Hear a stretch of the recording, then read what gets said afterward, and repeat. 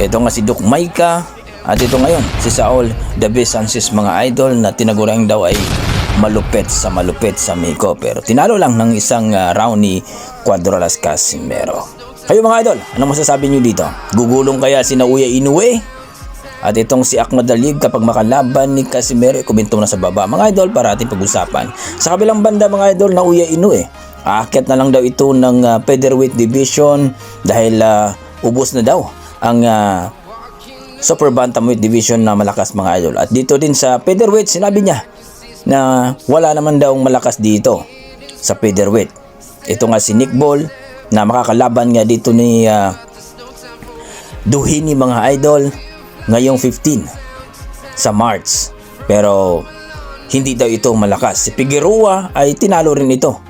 Fulton mga idol. So wala daw malakas dito sa featherweight division, kaya aakyat na lang itong si Naoya Inoue.